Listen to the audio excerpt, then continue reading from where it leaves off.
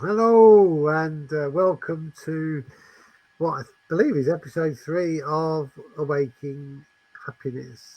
Yesterday we talked about my story really of how did I get to wanting to, if you like, not follow the sort of basically the societal suggestion of how life pans out, and I sort of decided to follow my own. But today we've got Desi sharing her story, which is like so different to mine. It's like, and it just shows you that everybody's got their own pathway to this, and none of them are the same. Which is why it's so important to hear other people's stories all the time.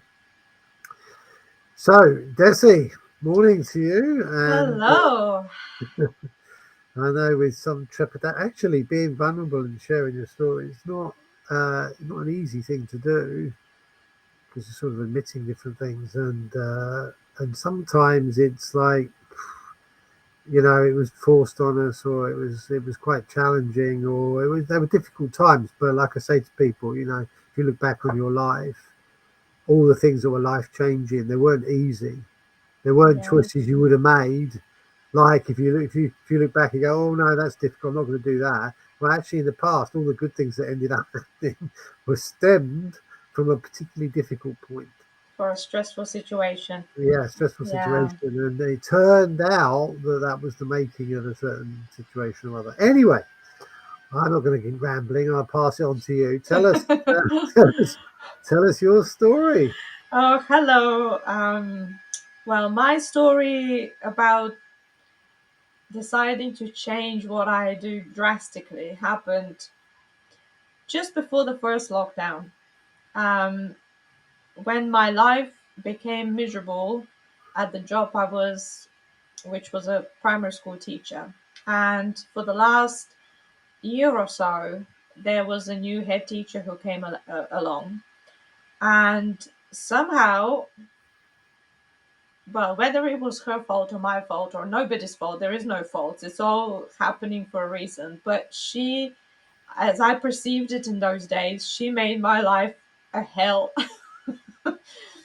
After so many years of teaching, she decided that I wasn't competent enough, and she went along to tell me that there will be some special measures taken and whatnot. So I said, that's it, I'm out. But then thinking about it, this decision was actually supported by my reflection on, did I really enjoy this job in the first place? And the answer is, yeah, I liked the interaction with the children and the actual teaching of it, and you know, this kind of human connection I really enjoyed. But I really hated the majority of the rest. And when my colleague, one of my best kind of friends and colleagues from school, decided to leave a few years before that, we were left without her. Kind of the whole reason for me staying there started to wane away, and with the all this bullying that was happening afterwards, it wasn't really a difficult choice to say, now I'm out. Now, that was probably the easiest decision, even though it took me some struggle to decide to do it and to write my resignation letter. Um, that was it took me some time to decide it, but that seems to be now a very easy thing to do compared to what's been happening since. But how did I end up in the first place being a teacher? Because my mom was a teacher, and I ended up being a teacher as well. And I did ask her, why did you become a teacher? Because I wasn't sure why I did it. And she said to me, oh, well, it was the easiest thing. It was for women. My mom said that it's a good thing because I can then have holidays and I can look after you lot, referring to me and my brother. And and then Good it kind of, pension. and good pension, and yeah, secure job, government. You can never, do anything bad to teachers. Well, actually, you can in this country, because back in Bulgaria probably was different. But in this country, why did I become a teacher? Because again, it was the easiest thing. I had the English degree, and so what do? I become a teacher. The easiest way to earn money, I thought, at the beginning, even though it was really tough.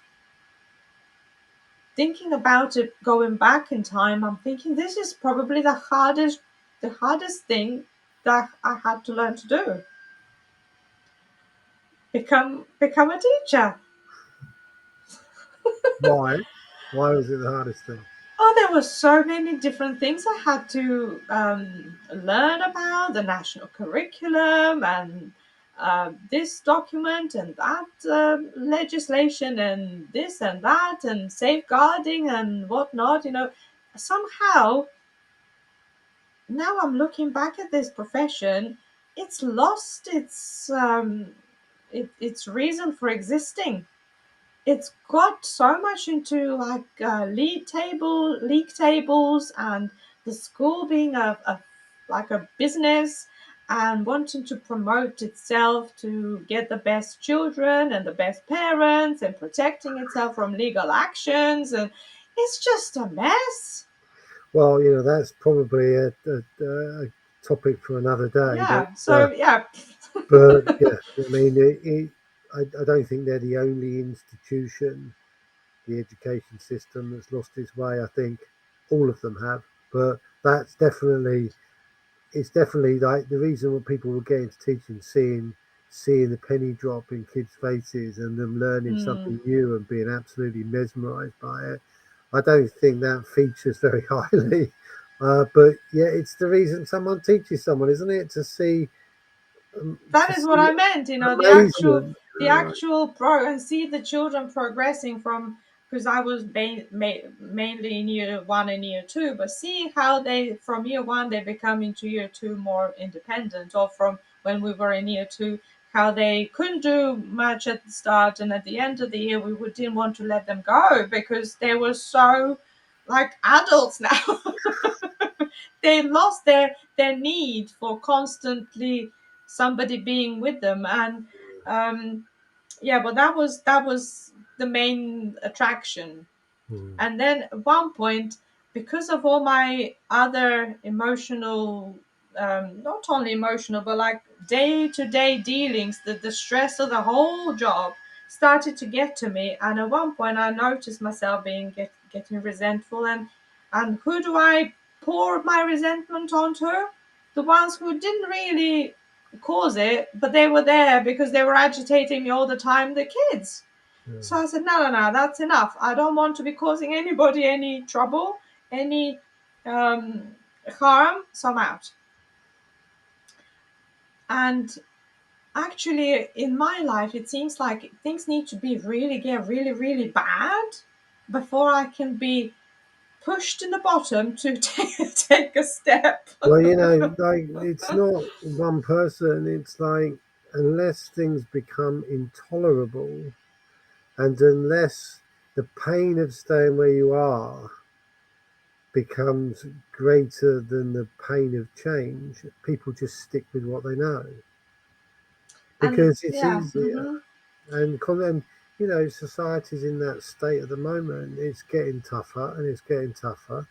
We're talking about today being the 6th of December 2022, post COVID, post all these freedom reductions and all that. And people are still, there's still like not revolt, like there's no revolution, is there? They're like people are just, oh, it's going to get even tougher. And it's like they're putting up with it. as if It's like, they're accepting it and saying, yeah, that's yeah, how it is. to And I get, did do that for a long time. Yeah, this is how the job is. We need to be doing this because that's how it is. And until it's no longer, I couldn't, I used to forget my own pre planned lesson observations. mm, How bad is this? You can't even remember those. And the people come to visit you to see how you're doing your job, and you've forgotten that they're going to be coming. But anyway, so talking about getting getting in a position where it's completely unbearable before you can take action. That's what happened when my marriage broke apart. Mm. It's the same, we were just getting along, and then things weren't working anymore, and then, yeah, that fell apart in the same way. And I was fighting against this as well for a good half a year until I could accept it, and it broke me as well. Like, it broke me with a head teacher. So I had these. I keep saying I have two friends. Well, not don't keep, but just it came to me. I have two Laura friends. One was very good friend to me, taught me how to be a very good teacher, and the other one taught me how not to be a teacher. So these people come into your life to help you either to become better or to fix your direction so you become better again, but in a different direction. And this is what's happening now, trying to find my way out of a long trodden path of generational teachers, because it's easy to find the better way, because it's something that I enjoy doing, because the other one was just robbing my soul out of me. It was just not good. Yeah, so I mean, so basically, and we're talking about where'd you go from there in subsequent topics, but essentially, you got to a point where you just it was miserable. It was very, very miserable to carry on doing what you were doing, and you felt there was just you had to get out. Like the interesting thing is that get out to do what exactly? I mean, and that's the point. It's like this has happened to me in my life before, where I've been doing a job and I've just really been freewheeling there because there's one job in Leamington Spa that I had where the person that hired me to do a job, but by the time I got around to joining the company, they'd put the company up for sale. So consequently, my job was not sure, but they hired me anyway because they felt I could be flexible enough to do a few things. But they didn't have anything for me to do right there and then. So I'm just sitting there for 6 months doing bugger all, getting well paid, by the way. But I'm thinking to myself, I'm wasting my life here. This is 6 months I can't get back, and I could be doing something I really did want to do. And yet here I am wasting my time. So I left. And they said, "What are you going to do? Where are you going?" I said, "Well, I'm not doing it. I'm leaving. That's what I am doing." Mm. Where are you going? Home. Well, that's what I had. Like, Yeah. okay, you're leaving. Great. Did you find another teaching job? I said, no. Well, when are you going to find one? I said, I don't want to find another one because it makes me, just the thought of it makes me sick. Now this yeah, I'm talking about other topics here, but this brings us on to Mm. another topic. Is like the transition from something that you know really well that you're good at into something else that fills the heart, if you like, up with things that you love Mm-hmm. doing. Typically, those things can be quite poorly paid, or they can be well paid, but you're starting at the beginning, so you're earning nothing doing it. So it's like, how do you transition? Because this is a real problem. This is, like you could call this in some terms a midlife crisis. I'm not saying it was a midlife crisis. I'm just saying that's, if you like, the term that's Mm-hmm. been coined in the UK is people have a midlife crisis. A midlife could be from 35 to 60, where people need to change their life for some reason. They don't. It could be a divorce, it could be someone dies, it could be anything. But basically, the status quo of where you are now needs to be changed to something else. And it's tough. Mm. It's, Yeah. even the very simple thing of a family and all the kids leave home and the last one disappears off to their future, and the parents just feel like, well, what are we going to do now? It's like our reason for being here, nurturing the kids, has just vanished. So what happens next? Yeah, that's what we're gonna talk maybe in the next episode Well, yeah, well, because in a it's. lot of, there's Mm, so many topics, and we'll be making a list of these so people can join us and talk about these because they're real life problems. These things aren't just hmm your problem, my problem. It's happening all the time. Millions of people going through this all the time, and there's no handbook. Like, and then I keep being told, okay, then the thought about going to school gives you a stomach upset. Why don't you find a job that you love? I say, well, I don't want a job that I love. I don't know what it is. I want to do something that I love, hmm. something of my own creation, which is probably not going to be easy, but at least I created it. So I can change it if I don't like it. Or more likely, there's a number of things that because you know if all you do is one thing in your life, you'll just be bored and you'll get bored of it, and that'll be the end of it. So really, you need a selection. And I've said back in around 2012, I said at some point people are going to have 7 things in their lives that they enjoy doing, and it creates that variety that we all need. Because if you just do one thing, it's not going to work. You have to be very, very, very, if you like, focused and obsessed if you're going to just do one thing. So, so most people aren't like that. So yeah, and we'll talk about that too. What could that be? But breaking out, which is what you talked about, getting out of that, it happens to so many people for different reasons. Like we've given a couple of examples, but I'm sure that in the fullness of time as we interview other people, we'll see a whole stack of different reasons why people decide to take this route of like, I'm not going to be part of this accepted choice, this pathway that's been laid out that we're expected to go down.